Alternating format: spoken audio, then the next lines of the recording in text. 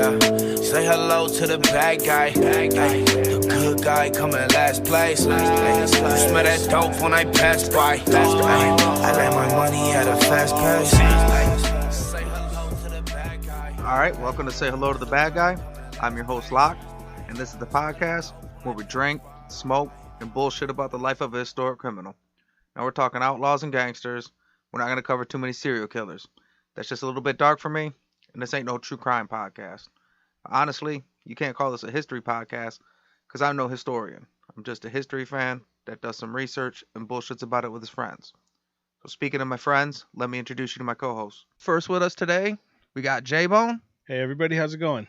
Back with us, we got Tone. And what's up? That new Jack Hustler back in town. Got a haircut and everything. Well, the barber's just opened yesterday. That's not put the cart in front of the horse. I got one like 3 weeks ago.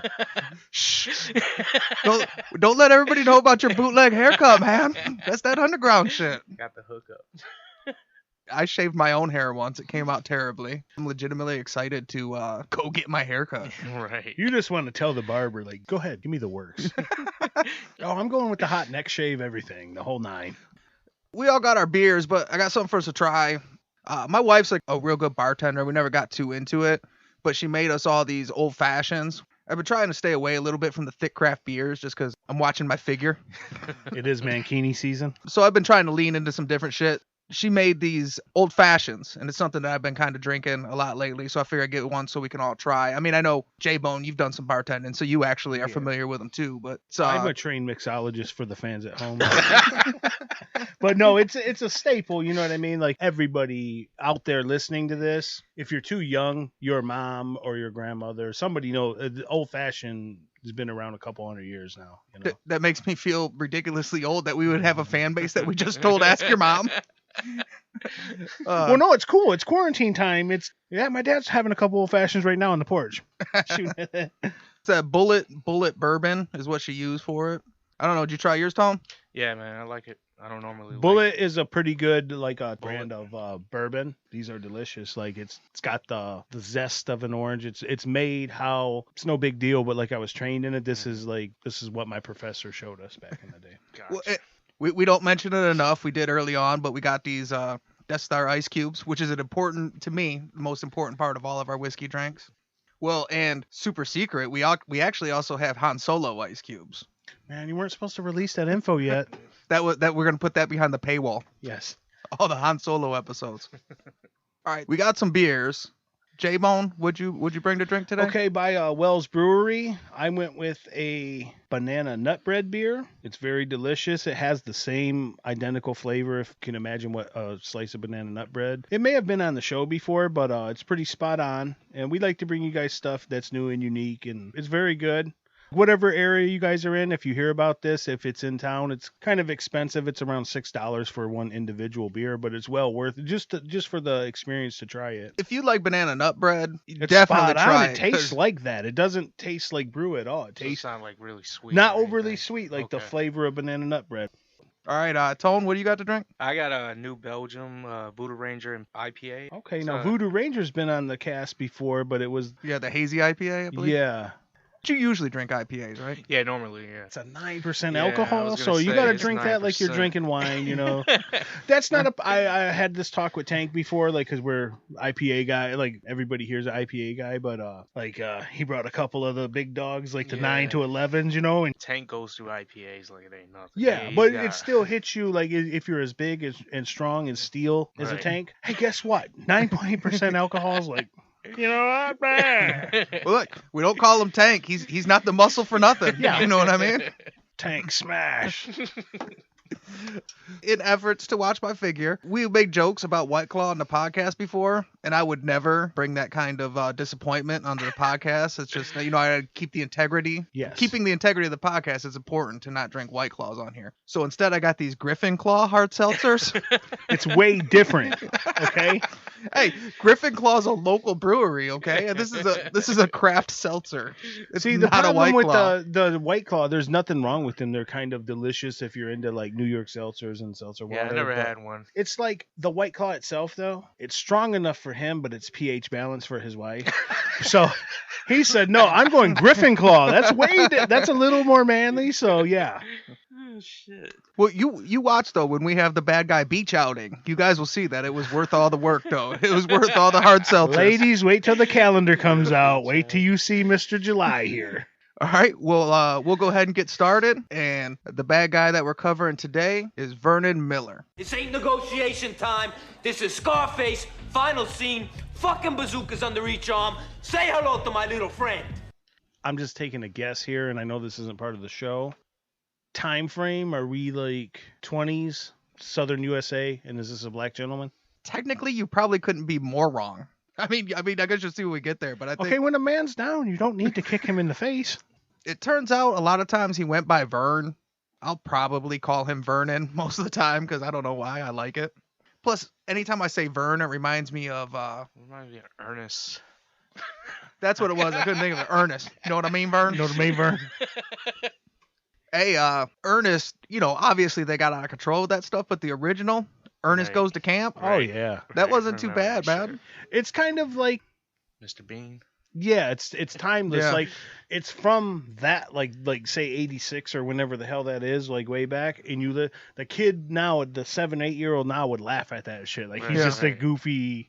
It's Now, just- not the 27th one where Ernest goes to the moon or whatever. Like, they Yeah. had them all. Like, Ernest Saves Christmas, Ernest Robs the bank, Ernest fucking. When does whatever. everybody always end up in the moon? I'm telling you, man. In the meantime, the people that haven't, Fast and the Furious, we still ain't touched space yet? Come on, man, let's get there. That's next. So No. you're telling me Elon Musk built me this rocket, but I can't take it anywhere in the universe? Oh, shut the fuck up. So Fast and the Furious, they started off robbing TV, DVD combos. You know what I mean? Like in the first episode, and now they've escalated to a point like, Selling nukes. yeah, like the next Fast and Furious, they're fighting the Avengers. You Is know what there I mean? not one where there's like a rocket in the back of a semi and the rock's like gotta like mount the rocket and steer it or something? It's something ridiculous. probably- Like, Yes, they're in Siberia. Tyrese has his Lamborghini on the frozen ice, and yeah, at some point the Rock jumps out to steer the nuke. But I mean, well, that's only realistic because like not the nuke part and nobody Wow. steers them, but like if we had to pick one real human in this world to have to try to steer a nuke, Yeah. clearly that would be the Rock, right? It would. It would yeah, have to be that's the a Rock. T-shirt in my head. Like without like if that movie never existed, you could just see his big muscular ass on there, like like steering. That Hathor Bjornsson would probably be the obvious check because he's the world's strongest man. The mountain. But that's pure strength. We're not caber tossing. We're not throwing a telephone pole up over our chest. We're steering a fucking nuke. So I go with more like I need that Rock charismatic yeah, trust. Exactly. The only one else who could do it. He's a little old now. You know what I'm talking about, don't you? Yeah. Oh yeah, 84. Fucking Yeah. Arnold. If this was like a little bit like if this was in Ernest's time. He You would know what I mean, Vern? Yeah. smack the Rock out of his way and then steer that nuke. Yeah, he probably would. Vernon Miller, right off the bat, we start to a rocky start because so the given year he was born is August 25th, 1896. But I've also seen it as 1895. But honestly, having done doing the research, I think it would actually be 1900. But either way, This is pre-birth certificate, so like there are a 4-year discrepancy. It's not that all jokes aside. I mean, like it's not that crazy. Like he was for sure born in Kimball, South Dakota. We know that. In 1914, after his parents split up, he moved to Huron, South Dakota to live with his uncle. This is another one of the things that tells me that his birthday was probably closer to 1900 because 1914, if you're born in 1896, you're 18 years old, your parents split up.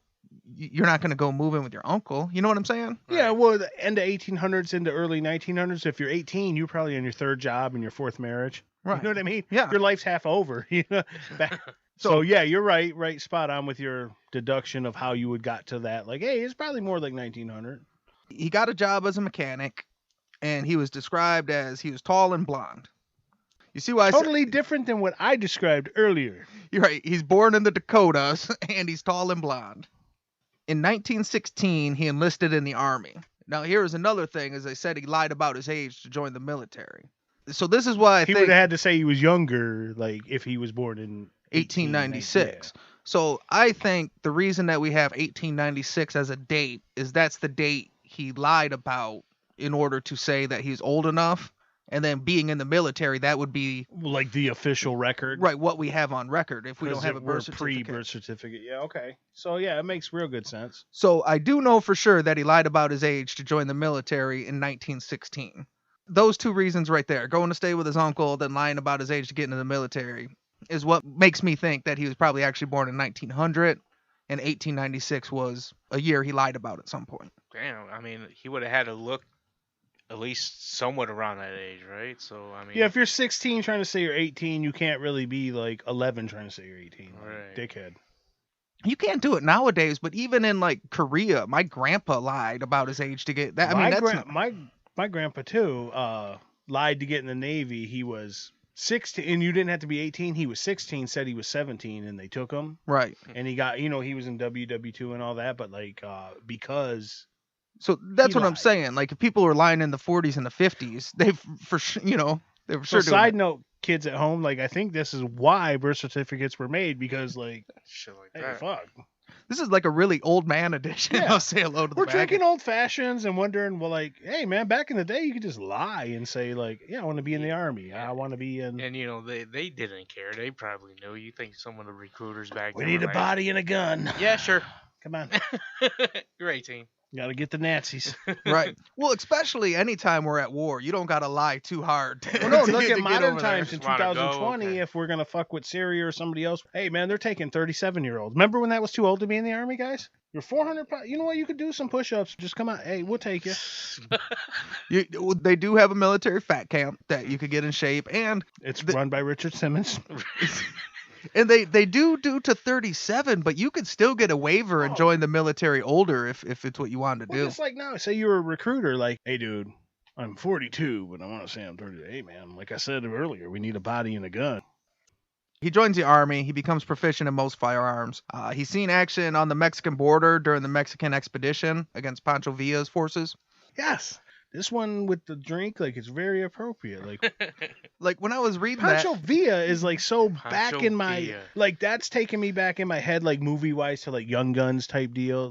reading that and hearing he's seen action on the Mexican borders. Okay, well, there's 10 more things I got to Google. Like, what are you talking about? He's seen action on the Turns out, Mexican expedition. We had action on the Mexican border. Yeah. Yeah. And we weren't good at it. Pancho Villa was kicking the shit out of us. Yeah. Seen some action in Mexico, and then World War I kicks off, and he ends up serving in France during World War I in the 18th Army Regiment. Well, that's some real trench war shit. I mean, most people, it's commonly agreed World War I is like the grossest of all the combat Yeah. wars you could have been in. D-Day was rough, but trench warfare, ugh. Using your buddy as a pillow while you cook a rat, that's fucked up. Or 10 of your closest homies, like, well, they're passed on and we're out of sandbags. Build a fucking, like, a bullet wall. Like, Yeah. Fuck. He attains the rank of sergeant. He was wounded several times and gassed a couple times, which led to lung issues, which would stick with him for the rest of his life. that mustard gas, some tough ass shit. Well, I mean, apparently Vernon Miller is too, because he got gassed twice. Yeah.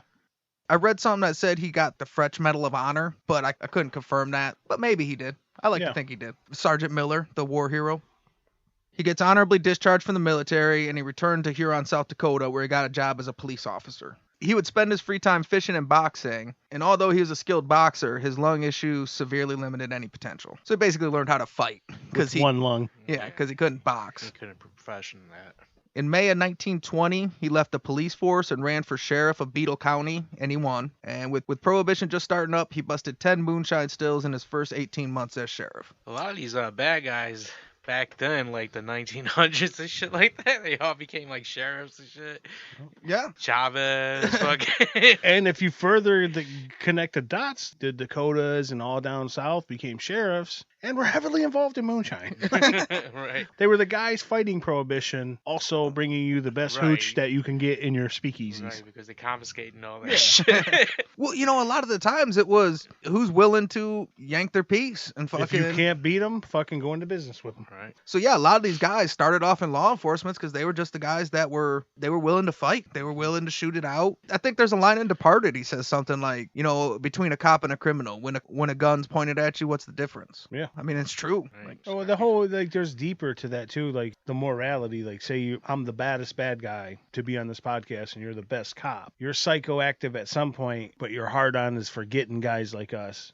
You're just as crazy as the bad. The line between your morality and my lack of morality is the only thing that separates us. And we're almost the same dude. We're yin and yang of one big badass bad guy. You're the best. You're the angel on the shoulder. I'm the devil. Mm-hmm. Like, I'm the best killer. You're the best cop. But inside the best cop, there's some rage, anger, things you wouldn't like about the shadow of you. You know what I mean? Right. It's the Also over here, as say I'm El Capone or the greatest killer, whatever, like, there's good in that guy. There's a bluebird in there somewhere. There's duality of man, like the two sides of the same coin, you know. Right. I think that the scene in Heat, like, see, you went on this like well-worded monologue, and I think, yeah, in Heat, when Robert De Niro and Al Pacino was at the table he tells together, that motherfucker, you're either gonna be real good or you're gonna be a fucking piece of shit, huh? but I mean, that's kind of what that scene is, right? That's them two Yeah. kind of showing like, hey, we're just the same dude, just on different teams, basically. Yep. You're the robber quarterback, I'm the police officer quarterback, And you but we're still mentioned doing the same Departed, gig. and we just Right. mentioned tied it into another. That's in every movie, every book, every, like he said, the duality. That's in us, in our DNA. Like, fuck. I think the shield of Achilles is supposed to represent the duality man. So I'm talking about Heat. That shit goes back to. Well, now, like, I mean, you're just getting back to your Gunther, your meatheadedness. Like, it's still the same deep artistic look and spiritual look at it. But, like, hey, like I said, we learned from Fred Flintstone, the Dallas Cowboys, and fucking banana beer. Okay, Right. And I think not fucking complex dudes. Okay, I think most people listening to this podcast would rather discuss Heat than the shield of Achilles, anyways. and if they wouldn't meet us in the middle, because we're doing both. You know what I mean? Duality. In 1921, a young farm boy was killed by members of the Industrial Workers of the World Union, which a lot of people might have heard of it. They're referred to mostly as they're called the Wobblies. So the Wobblies killed like this young local farm boy. Vernon Miller infiltrated the organization. So he infiltrated the organization as a homeless man, but it's all old resources. So it said he infiltrated the organization as a hobo. Remember, we could just call people hobos and shit? Yes. Hey, get out of here, you hobo. Well, yeah, who the else didn't get a picture of a guy with a stick with a sack tied on it with all of his belongings in the sack? Like, And honestly, that's more quaint because I guess a hobo with a bindle, I mean, nowadays they have like shopping carts and you know. Sign. that Yeah. was a Right hobo off the was kind of a freeway. traveling man because you were a boxcar Willie. You would hitch a train in Houston, coming back east, grabble and fucking do little hustles in New York until Till it gets cold. till they kicked you out. Like, hey, you play the shell game here. You're on our corner. Now I hitch the train back and I get off in Detroit.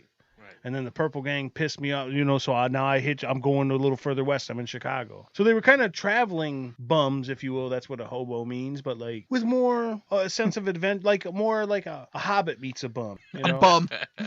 So now we've used them all: homeless, hobo, bum. Get a job, you bum. Yeah. Vagrants.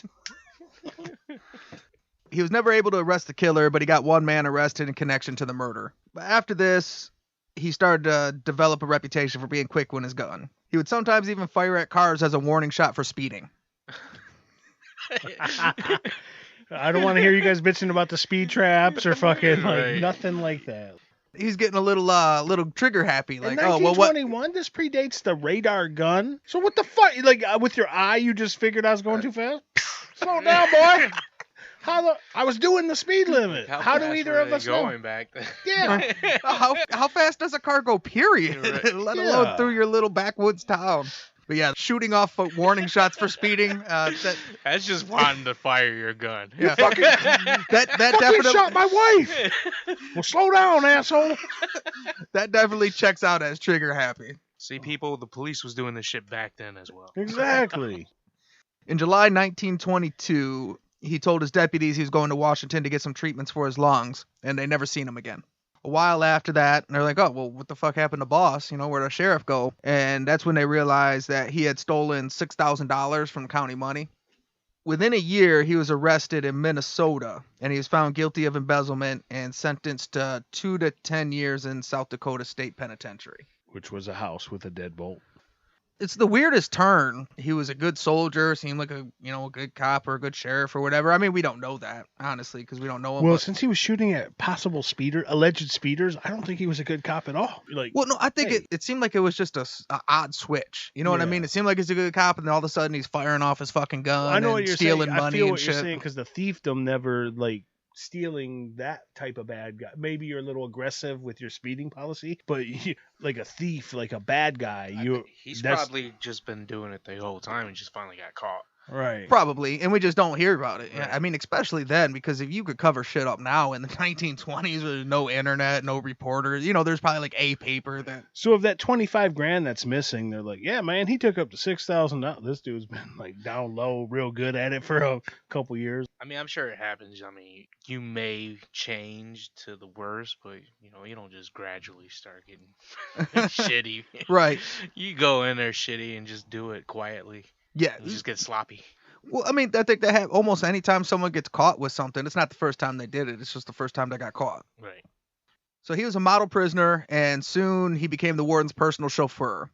After only 18 months, he was paroled, and he worked as a farmhand for $70 a month until the terms of his parole were up in 1925. $70 a month. Not much less than today's wages because we're all working slobs. He really hated working as a laborer, and you can't go back into law enforcement. So he just kind of fell into bootlegging, which probably goes to what we were saying earlier. He probably didn't fall into it. He probably was fucking with some bootlegging before, and probably ties into that how he's a chauffeur for the fucking warden. He's chauffeuring his fucking hooch around like, yeah, I got fucking 18 cases of whiskey here. I need to take over the Indian reservation. Okay, yeah. He's a chauffeur for the warden who needs to be driven around. Okay. Yeah, where does the fucking warden go in? Who's he, Andy Dufresne? Like, I do his fucking accountant now. Like. So the next summer, he witnesses a female carnival worker named V. Mathis being harassed, and he comes and helps her out, and the two fall in love, and they become inseparable. Well, you know it's true love when you find it at a carnival. That's all I'm going to say. Go ahead with the story. Right. Nothing says true love like finding a carny. Vernon escalates his work as a bootlegger. He earns some affiliations with the Chicago outfit, and he's also connected to some local bank robberies. He was very successful operating in small towns, and he made a ton of money, and he would sometimes moonlight as a gun for hire. Elegantly wording like how he fell into, some work with the Chicago outfit. He was pretty handy with the steel, if you know what I mean. So this dude, yeah, he's a bad guy. He's just like, he's putting it like, he's telling you how his story's being told is like it's on a resume. It has a little aggressive, traffic stop. No, dude, he was shooting at speeders. Let's tell the truth here. It's like me if I'm this bad guy and I'm trying to tell you guys. And then I went on LinkedIn and the Chicago outfit put me up with a little money. And I so want to change my LinkedIn.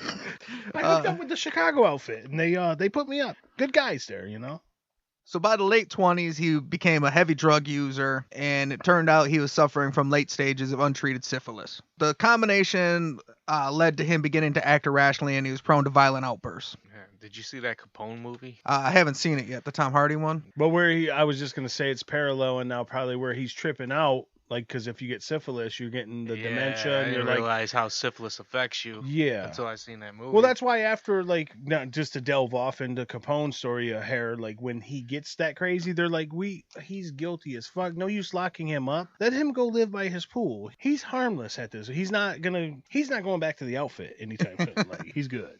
So I feel for this guy here. I feel for Vern now. Like, it's only going to get worse from this story. Yeah. So February 1928, he's at the Cotton Club in Minneapolis. He's involved in a fight, which leads to him pulling a gun and wounding several police officers in a gunfight.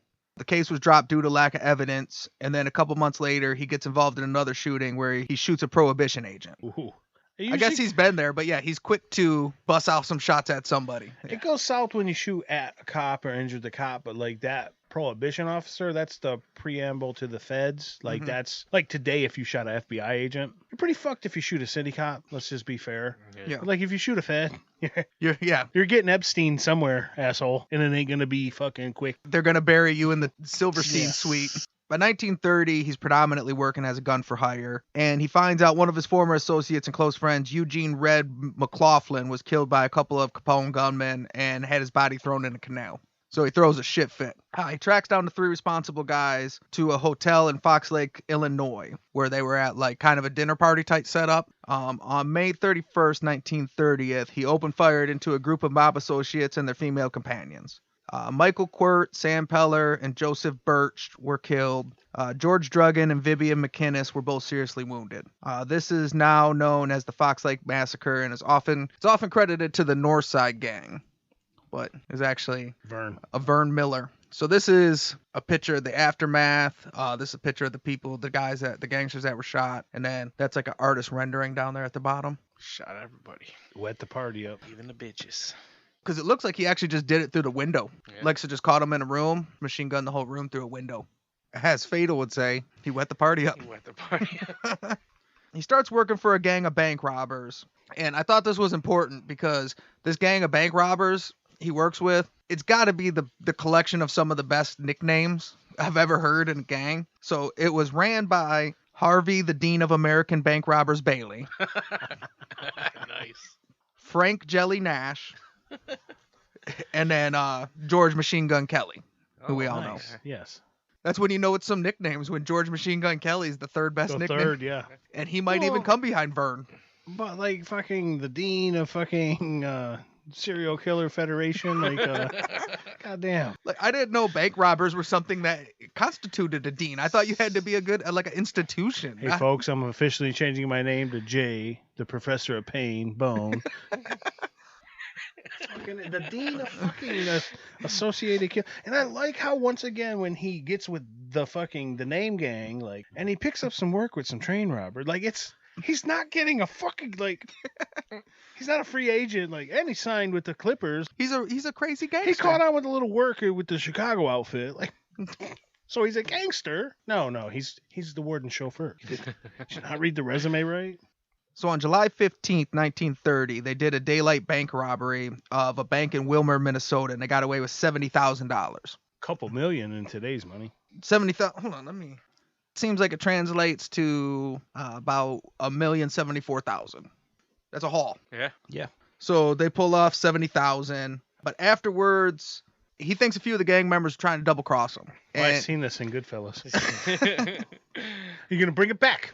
You gonna fucking bring it? You out here buying Cadillacs for coats? Told you to fucking lay low. You're gonna bring it back. Vernon Miller empties his machine guns into Frank Weenie Coleman, Mike Rusick, and the Jew Sammy Steen, killing all 3 of them. Again with the names. The Jew Sammy Steen.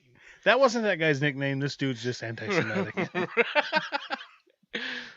It's like Jimmy Jelly fucking Jablonski. Like, Jelly wasn't his real fucking name. Like, he just thought he was a fat piece of shit. So in that same gang, you got Frank Jelly Nash and Frank Weenie Coleman. Weenie. like of all the nicknames, this guy's Machine Gun Kelly. Why I gotta be Weenie? He's the dean of bank robbers. Weenie Jelly, I need you guys. Where's Buns at? Yeah. Honey Buns, over here now. Despite this killing, and I don't know what the deal with this is, but despite gunning down these 3 guys after the robbery, the gang continued to work with them. Maybe those guys were really double-crossing him, or if he was just that scary, or whatever the fucking deal was. But the rest of that gang continued to work with Vernon Miller after he goes on one robbery with them, kills half the gang afterwards. And they're like, it's cool, man. We're good. Go into the warehouse. Make that. Go inside. No, back further. Go. But you know what? Like, no comedy here. Like, working with the Chicago outfit, driving for the warden, whatever. There's got to be something that's lost in the story about his charisma, because you're with the fucking train robbing nickname bandits. You're with the bigwigs of whatever the fucking underworld is, and they're not very trusting people by nature. Yeah. And you can only be one. You can only be one nationality. You can be an Irish guy. You can be an Italian guy. You can be. He's working with all these. He's with the mix. He's with them all. Like, he's with Jimmy the Jew fucking Steinberg or whatever. You know what I mean? Everybody likes this dude.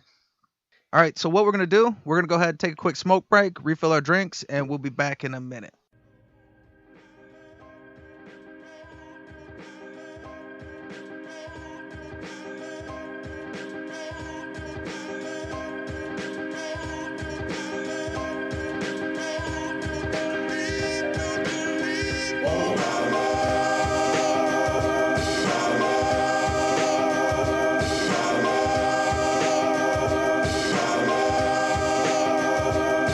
Yeah, my word a truncated snare on a drum beat.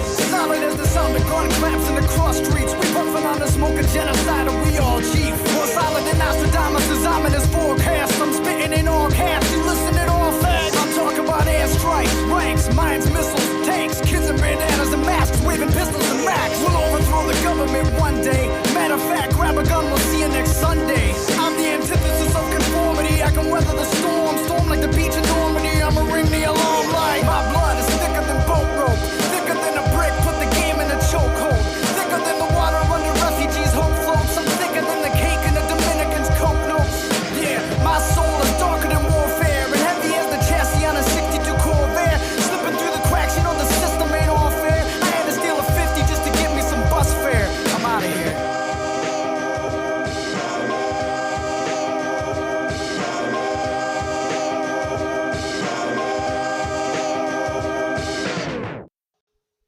Hey, just real quick, I want to ask you to go subscribe to us on your favorite podcast app. And if you got Apple iTunes, go leave us a 5-star rating and a review. We'll read it on the air, and it really helps out the show. If you have any comments, questions, corrections, or someone that you want to recommend that we cover, you can email us at sayhellotothabadguypodcast@gmail.com. And you can follow us on social media at Bad Guy Podcast on Instagram, where we post all the pictures that we talk about on the show. And now we're on Twitter at the Bad Guy Pod. We also have the new website put together by DC the Mastermind at badguypodcast.com. You can go check that out. It's got links to the shows, listener reviews, and you can see a sneak preview of the future merch we're looking at doing. Please support the show contributors. So Sixfo Sueno, who lets us use his music in the intro. Go subscribe to his YouTube and follow him on social media. And then Cancer, who did our cover art. You can follow him at Eyes Bleed Defiance on Instagram. And there he's got all his art, photography, and graphic art. If any of you guys are looking for another podcast, you can go check out my boy Dustin at Ryan Reynolds, where he basically reviews different Ryan Reynolds movies. I got an opportunity to be a guest on there, where we cover the movie Smokin' Aces, which is an ensemble cast, kind of set around Las Vegas, La Costa Nostra. So go check him out. And on today's episode, for the first time, I'm real excited. We're going to end it with a new song by a new friend of the show, Nitro Active. It's a song called Rocket Talk. He's a super talented up-and-coming artist out of LA. You can go follow him on Instagram at Nitro Active and also subscribe to his YouTube channel. Go check him out. Support local artists. All right, now back to the show. All right, and we're back. I know we all smashed them, but the Old Fashions, that's a fucking hit. On point. Yeah. Classic. Delicious. The last episode release you'd heard on the Yves Trudeau episode, I kind of mentioned on there that whiskey hits a little different. Yes. Yes, it does. So if the second half of the podcast gets a little off the rails, just warning you in advance. Turn down for what, fans? Turn down for what? That's the Say Hello to the Bad Guy credo, that whiskey hits a little different. All right, so we left off, he kind of went to bank robbing and sometimes killing his other fellow bank robbers. He continues to operate with his gang for several more jobs. They robbed a bank in Ottumwa, Iowa. They got $40,000 on September 9th, 1930. So we did a math on $1 million earlier. That's like another $500,000. Yeah, at least. And then they hit a bank in Sherman, Texas on April 18th, 1931, which got them another $40,000. Put them over the $1 million mark again. They're kind of rolling in, hand over fist. On December 16th, 1932, during a bank robbery in Minneapolis, 2 policemen were killed by the gang. After this, he decides to move away from robbing banks and just focus on his career as a gun for hire. Now, I view it as focusing on not trying to get caught for them 2 cops. I feel like it's a mantra. Yes. You say it all the time, but once a law enforcement loses his life, like earlier in the show where a couple got grazed or shot at, or in the beginning of the show, speeders were getting shot at. But right. Once a cop loses his life in 1896 or 2021, it's not the end of the story coming instantly, but like your whole life, like how the story says, well, and he just wanted to continue to be a gun for hire. Like, no, he's on the run for the rest of his story. forever. Yes. He maintained contact with that gang, and then he still had some connections with Chicago. That would help him pick up side work. On June 17th, 1933, he gets hired to pull a job with 2 other gunmen. The other one of which was Charles Pretty Boy Floyd. The job was to break one of his former associates, Frank Jelly Nash. He had got caught, and he was being transferred to Leavenworth by federal agents. So they were going to go bust him out while he's getting transferred. So they're sending him on a train. They're going to pick him up by a car. Everything goes according to plan. They get him off the train. They're getting him in the car. And it seems like there was some kind of weird situation when the cops were arguing over where they're going to make this guy sit. But as they're kind of getting in the car ready to go, they see two gunmen running up. Witnesses at the scene said they heard the gunmen yell, "Let him have it," and they basically just opened up their machine guns on the car. In the ensuing gunfight, it ended with the death of 4 law enforcement officers. 2 more were wounded, one of which was shot in the back and paralyzed. Frank Nash was also shot in the head and killed. Botched escape attempt. Yeah, and I don't know if 2 machine gunners open up into a car that he's in. I don't know how that ever translate to. What I was struck by too is let him have it. It's almost like I was going to ask you. Seems like they were coming to finish him off, so he didn't get to Leavenworth, not bust him out. My guess, this is speculation, just like the same thing with the age. I don't know. To me, I feel like they were more worried about him talking or something. That's what I said. The gunmen were there to get him, not bust him out, like make sure he don't get to Leavenworth. And the cops were just casualties. Anytime you hear the story, it'll always say that the plan was to break him out. But it really seems like they all got in the car and 2 gunmen just came out and opened up into the car. This event now is known as the Kansas City Massacre. I think when we first started doing this podcast, we all heard of the St. Valentine's Day Massacre. Turns out there's a whole lot more massacres out the there. Florian Inn Massacre, the fucking... Yeah, the Collinswood Massacre. But Vernon Miller himself in on 2 of them. Fox Trail and, now the Kansas City.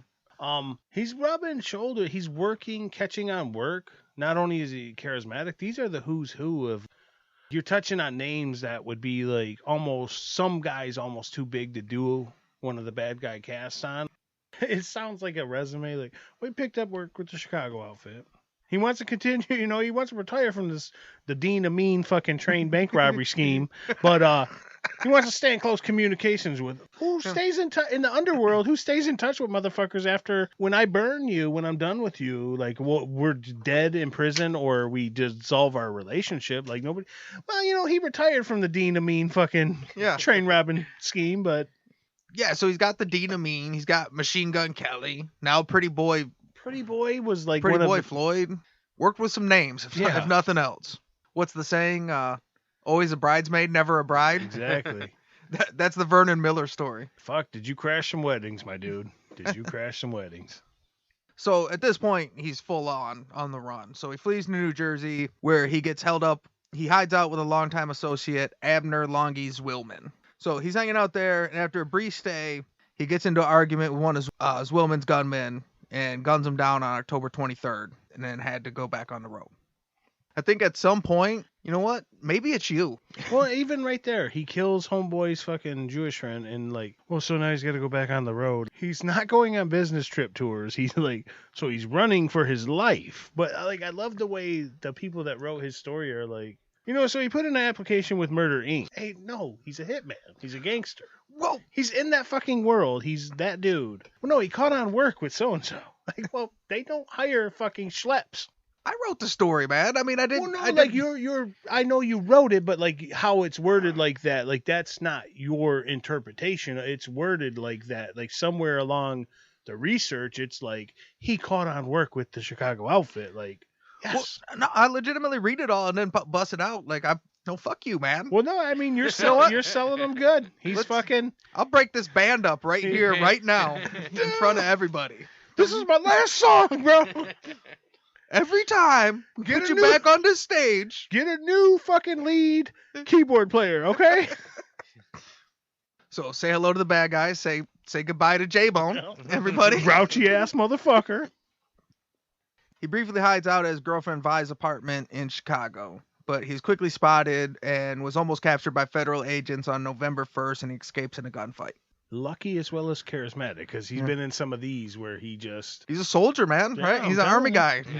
Because all of running, this, jumping. Way back in the story, he got mustard gassed, and he's beating people's ass with one lung tied behind his back, okay? 1 month later, on November 29th, his body was found in a ditch outside of Detroit. His body was badly mangled. It was beaten from head to toe with a claw hammer and strangled with a clothesline. Hate to be a homer, but you don't fuck around. You know, see, you go on. I don't care who did your resume, asshole. You go on and catch on with the Chicago outfit, and you run fucking Huron, fucking North Dakota, and you do fucking what you do. When you go down 7 Mile in 2020, you getting that ass whipped. Fuck. He did all this shit. He's with Machine Gun so and fucking Pretty Jack Boy the Killer. so-and-so. Yeah, fucking come to Detroit. Like, yeah, they pip. He didn't make it a month. No. His body was transferred to Huron, South Dakota, where they refused to remember him as a vicious gunman and instead remembered him as a dutiful sheriff and war hero. He was given a full military funeral. He's beyond charismatic. He's fucking goddamn. He got taps. He got the 21 gun salute. Man, he got his fucking star in Hollywood, like on the walk. Like, Right. he's good. All right, that's the story of Vernon Miller. So say good night to the bad guy. Go on. The last time you're gonna see a bad guy like this again, let me tell you. So if we're going to cover... Oh, wait. Hold on. I didn't have this extra picture. Uh-oh. My bad. Like the Bonnie and Clyde cars. So yeah, this was the Kansas City Massacre. These are the cars they shot up. Yeah, it doesn't look, to me, just off the photos, folks, it doesn't look like a bust-out escape attempt. It looks like hit everybody that's there, cops and prisoners. Like destroy both... Like both of those cars are... Not much left there. Yeah. So If people at home know what Swiss cheese looks like, yeah, that's what these two old-time cars look like. If you've seen any of the Bonnie and Clyde movies, like the end scene, like this is that car. Like, yeah, that's what I was going to say. The Bonnie and Clyde, the Jack McGurn had one. Sonny in fucking Godfather when they get him at the turnpike. Yeah, one of them casts. So if we were going to pick someone else to cover from the story of Vernon Miller, who do you think we would play? Who else do you think we'd cover? I only got like 20, like Pretty Boy Floyd, fucking Machine Gun Nelson. No, I like just being trippy. Like, if you don't mind me going first, Tone, I'm gonna go oddball because I purposely went the way the show goes. We don't do super popular people. Like, I would go with maybe the warden he was chauffeur for, even though he's nameless. Mm-hmm. Just because I made that up, I freelanced like that. They were moonshining, whatever. I'm sure there's some interesting story, but like outside of the Chicago outfit, you can almost fill in the name. Like anybody this dude touched is gonna be somebody because he's the Claude Lemieux of fucking gangsters. He only went to Stanley Cup winning teams. Why not get into train robbing? Oh, you're the dean professor of train robbing? I'm rolling with you. Yeah. And I don't like the way you guys did it, so I killed half your crew. But, hey, here's my business card. Keep in touch. Right. Well, and now they need you because you killed half their cute crew. What about you, Tone? You got anybody in mind?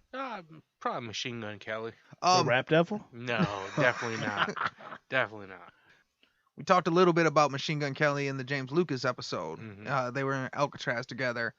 Machine Gun Kelly, as badass as he was and as gangster as he was, when he was in Alcatraz, the prisoners there, they called him Pop Gun Kelly because they said he was mostly, like, he was selling wolf tickets and he would talk a lot, but he was like a model prisoner. And So on the streets, you're Machine Gun Kelly, but in here, you gonna eat your cornbread, boy? So two guys that it looks like, like you said, there's a million, but guys that I didn't know going into it that had interesting stories upon some research were the Dean of American Bank Robbers. I mean, there's a little bit of story there. And then Jelly Nash. For a guy that we just know kicked around a little bit and then got lit up in the back of a car, he's got a little story there too. Nice. Okay. Nice. So this one, the story, there's all kinds of like innuendo in there, but I feel like as we told the story, I kind of hit on what I thought versus what's actually reported. The great thing with Legend Has It is I could just post the best of anything I find, just kind of randomly, Mm-hmm. Legend has it that Vernon was a real good cop and was on the straight and narrow, but he had real problems with PTSD coming back from World War I. Okay. When he went undercover with these wobblies to try and get the guy that killed the little boy, he wasn't able to come up with enough evidence to convict the guy, and they say that he took him out into the woods and killed him execution style and was never the same after that. I don't know if that's true, but legend has it he executed the wobbly that killed the little boy because he wasn't able to find enough evidence to convict him. Well, if he felt like he did it. Right? it.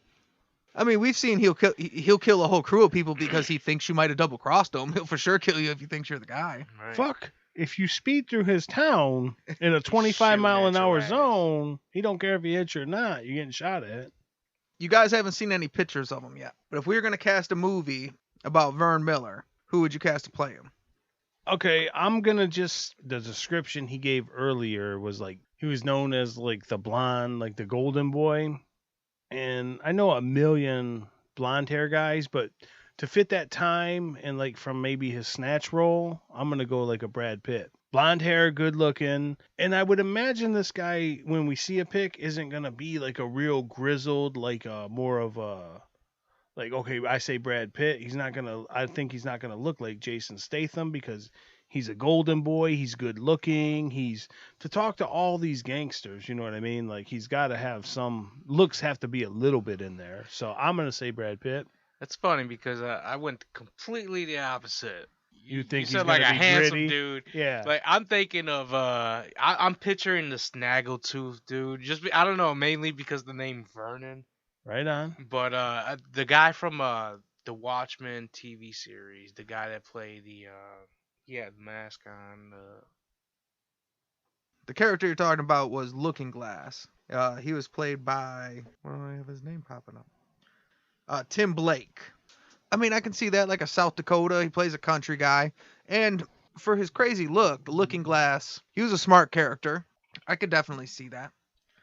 Well, here you go. I got a couple pictures of him here. So these are the pictures of Vernon Miller.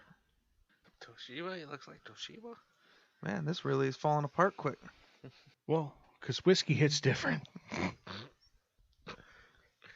Sometimes you double click when you don't need to. All right, so this is Vernon Miller. Okay, you don't look like that guy or Brad Pitt. He looks like Powder from the 1995 mood Powder.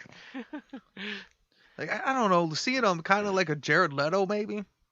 Yeah. It's a Christopher Walken. Kind of scary looking, like, you know what I mean? Like, not being funny. Like, Yeah, he's you wouldn't want to he's see definitely that got thing walking out of the woods, you know what I mean? Yeah, he's got an intimidating look. He looks tall. He looks like a actor that will play like a German fucking Like Nazi Schindler's List or something. Yeah, like one a of those. general like an or some officer. shit. Yeah, officer. Like so the charismatic thing where the other way I was thinking like, hey, he's real pretty and like can talk to people. It's probably like that. I run the bank. Boy. Yeah. He was portrayed in a movie once. It was like back in the 80s. The guy that played him, his name was Scott Glenn. I'll show you the picture. You guys will know him. I know Scott Glenn. It's this guy. Now, that's an old picture of him, but I'm sure you guys have probably seen him. That dude had like just like brown hair, not Yeah. not silver. Like, yeah, I know. But it was back in the 80s. So he was portrayed in a movie once by that guy. And who was for a little fun note, who was the movie about? Was it one of the guys that came up in this story? I'm not sure. It would almost it'd be pretty fucking weird if it wasn't. You can go to YouTube. Maybe I'll put it in like the link for the shows. Well, I just will. Yeah. I guess. Well, because you did. If people can hear us. Yeah. If you're hearing me, it's in there. Click that link. You can watch just the scene from that movie of the Kansas City Massacre where they end up just lighting up everybody in the car.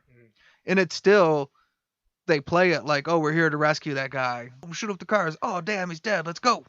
He didn't survive our mass fucking machine gun fire? Who would have thunk? So now we got to do the DEFCON scale. The standard DEFCON scale is 5 to 1. 5 being the lowest, 1 being the highest. But on the Bad Guy podcast, nobody's a good guy. So even a 5 is Lee Murray, who's your crack dealing, kidnapping, bank robber. And at 1, you got the Purple Gang, who's got multiple massacres, multiple gang wars, and they're killing people on the streets. So on a scale of Lee Murray to the Purple Gang, where would you rate Vernon Miller? There's some badness there, you know what I mean? I'm trying to gauge his body of work, and then I mean, he killed like 7 cops and 10 other gangsters. He was in a couple different massacres, and he rolled with 2 guys with machine gun in their name, and the dean of bank robbery scholars. So I'm going to say like 2-ish. I was thinking the same thing. He's not a 1 because he's not pure evil, but if you take even pop shots right now out on the corner at speeders, you're pretty disregarding of life. And then you're, like I say, you're in a couple of well-known massacres. So. Yeah, definitely a 2. Yeah. I think, he's definitely got the body count.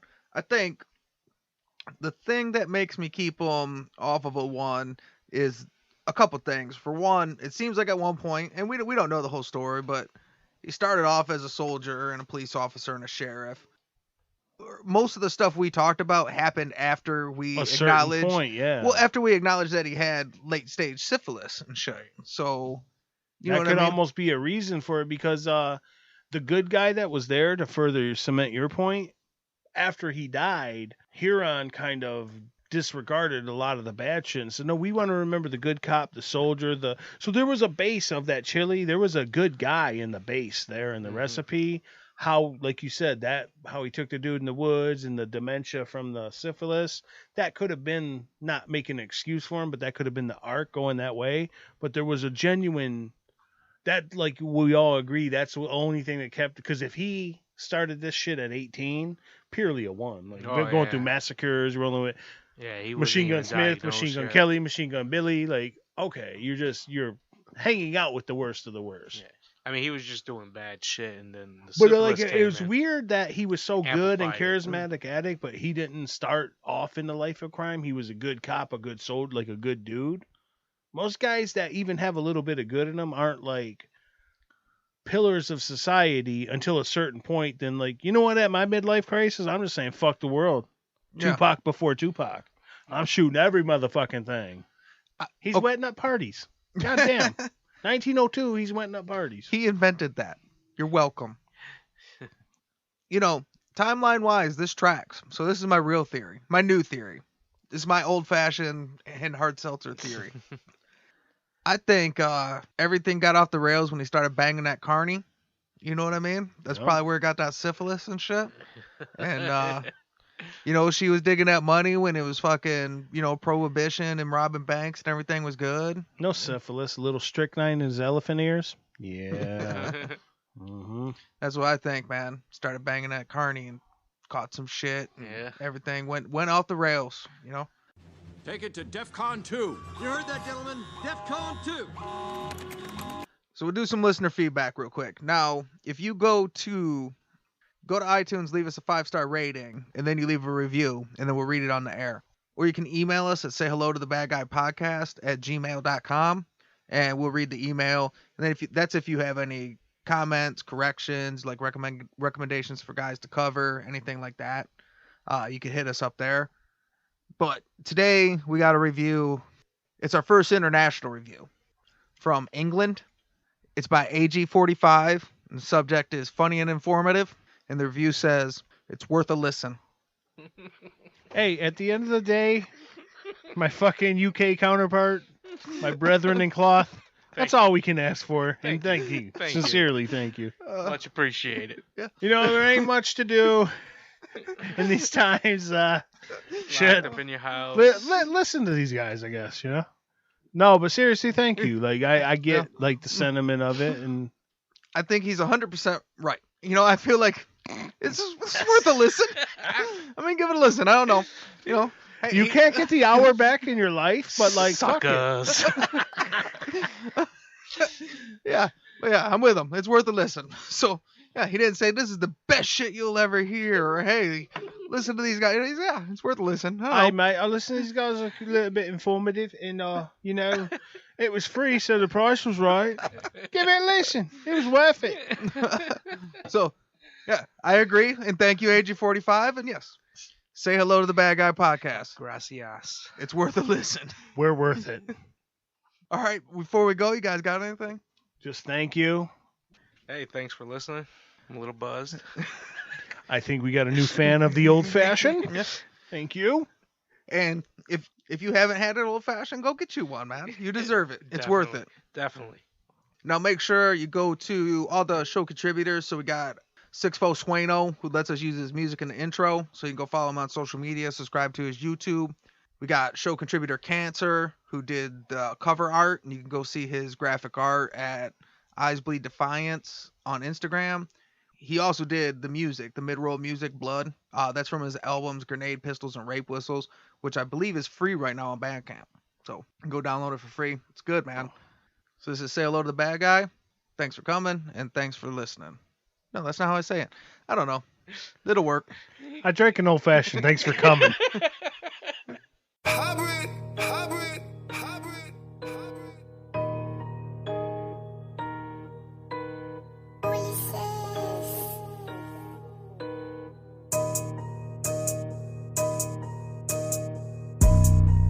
Do what? No, you not stop it. All them guns you told you never pop it. Heavy hustle when you need it, I got it. Heavy drip when I want it, I cop it. In the club, she rubbing on my pockets. Only trick I know is making a profit. All money in, only making deposits. Smoking on jet fuel, I'm nitro to rocket. You gon' do what? No, you not stop it. All them guns you told you never pop it. Heavy hustle when you need it, I got it. Heavy drip when I want it, I cop it. In the club, she rubbing on my pockets. Only trick I know is making a profit. All money in, only making deposits. Smoking on jet fuel, I'm nitro to rocket. You niggas be faking the frontin' and playing games. Address me as Nitro, know that I'm active. I rep Pop Bread, don't forget the name. You niggas is jealous, you niggas is envious. Hating ass niggas want me to lose. How can you not feel me? I'm chasing a milli, I'm getting the bag and I'm spreading the loot. From a Honda Civic to a Bentley Coupe, from a dented top to a chopped roof. You niggas be broke, how the fuck we got problems? And how can we beef when we got nothing in common? Said you got killers, well fucking go call them. Smoking on jet fuel and free to no call. First nigga from the west doing drill shit. Nitro next to blow, I got a kill switch. Can't find you, then we hit who you deal with. Where the bum be, that's some trill shit. Always on go, I'm the fucking GOAT. Got 100 flows, nigga, no joke. All the OGs showed me the ropes, and I give back, I get a hood hope. If a op want smoke, then I tell the nigga run up. I'ma go get I grind to the sun up. Nitro got next, I'm the best on the come up. You gon' do what? No, you not stop it. All them guns you told you never pop it. Heavy hustle when you need it, I got it. Heavy drip when I want it, I cop it. In the club, she rubbing on my pockets. Only trick I know is making a profit. All money in, only making deposits. Smoking on jet fuel, I'm nitro to rocket. You gon' do what? No, you not stop it. All them guns you told you never pop it. Heavy hustle when you need it, I got it. Heavy drip when I want it, I cop it. In the club, she rubbing on my pockets. Only trick I know is making a profit. All money in, only making deposits. Smoking on jet fuel, I'm nitro to rocket. Since a young nigga, we been getting jiggy. We gon' mob out, pop out, we're slitty. I'm the king of my coast, fuck king of the city. Niggas been plotting, heard they trying to get me. And niggas been flocking, they think that we empty. Full automatics, we don't do no semis. You come through this door, you gon' get the whole 50. Swear to God, I'm the hottest nigga from the west. I need a meal off the deal, nigga, nothing less. Where I'm from, you had to fight to get your respect. You follow protocol, you tell them you accept. My hands been famous, nigga, quiet as kept. And all that loud shit, get you a cave chest. They shooting heads, so I rock a vest. I heard karma, bitch, that got no regrets. Say what I want because this how I feel like. Niggas gon' judge you, salute them, they still might. Niggas freestyle, I know, but I still write. Nitro active, nigga, I push my own line. This rocket talk, you better know that it's go time. Taking a coast over, nigga, with no cosign. The homies blood, but the king crip. I'm from the west side, but got the east lit. I'm the definition of this hybrid shit. You gon' do what? No, you not stop it. All them guns you told you never pop it. Heavy hustle when you need it, I got it. Heavy drip when I want it, I cop it. In the club, she rubbing on my pockets. Only trick I know is making a profit. All money in, only making deposits. Smoking on jet fuel, I'm nitro to rocket. You gon' do what? No, you not stop it. All them guns you told you never pop it. Heavy hustle when you need it, I got it. Heavy drip when I want it, I cop it. In the club, she rubbing on my pockets. Only trick I know is making a profit. All money in, only making deposits. Smoking on jet fuel, I'm nitro to rocket.